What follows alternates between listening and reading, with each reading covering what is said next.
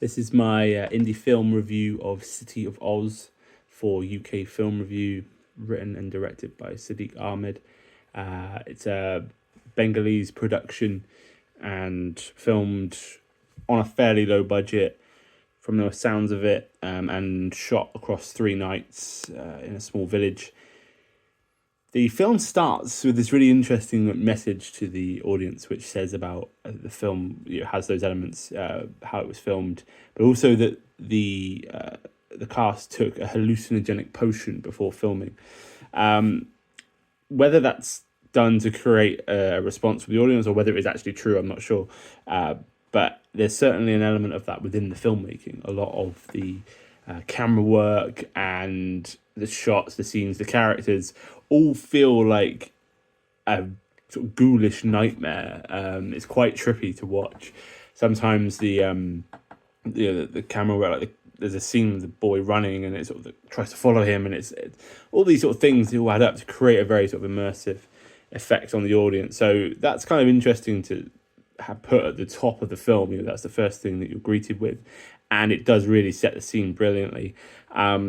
The story is about a boy called Tanju who's navigating this village, this town at night, trying to find his mum, and also he's running away from his father.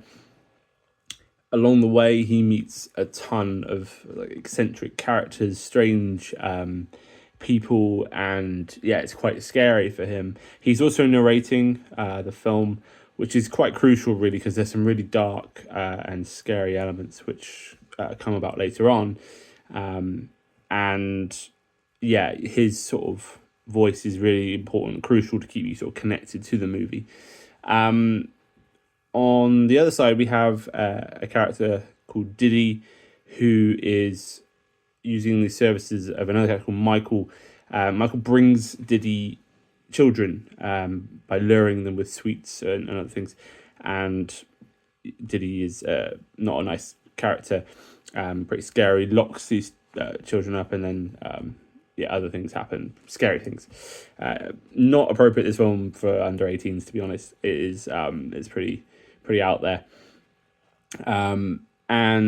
So you've got this almost child catcher character and a monster behind that, and Tanju is loose in the same town, so it's not long before he comes into Michael's path.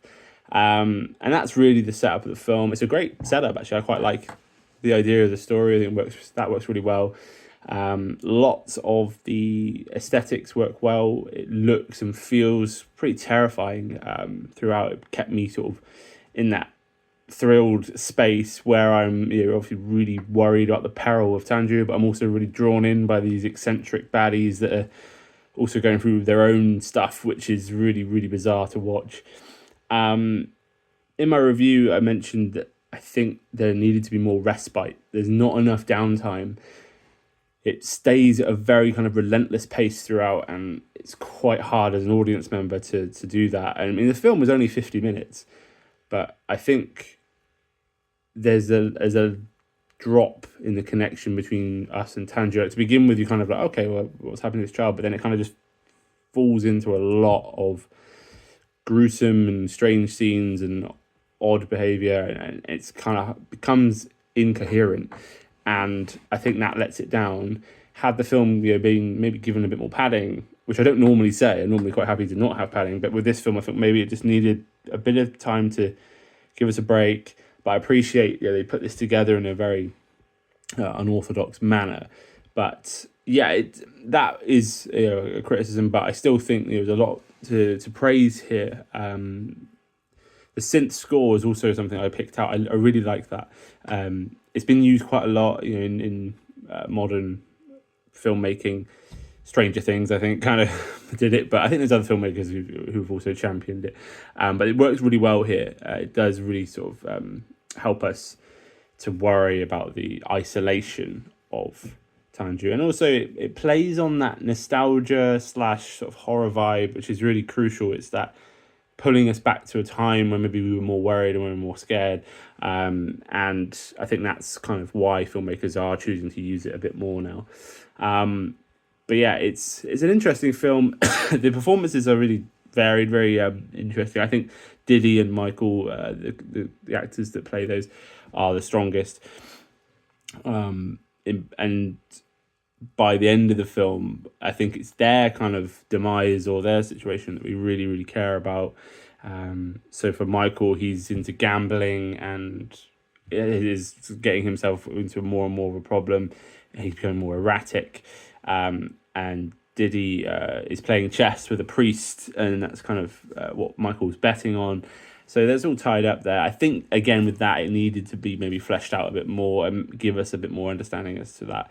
A lot of what I gathered was after the film by reading up on it, and a lot of audiences are not going to do that. So, yeah, they may leave feeling slightly questioning in terms of what happened. But yeah, in terms of the feel and the vibe, they absolutely captured something there. It just is exhausting.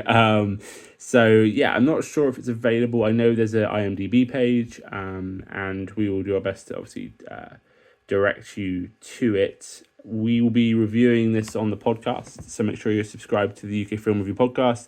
Me and Brian host UK Film Club, which is where we're going to review City of Oz as well as a bunch of other indie films. But yeah, enjoy if you can find it, and I hope you've enjoyed this film review.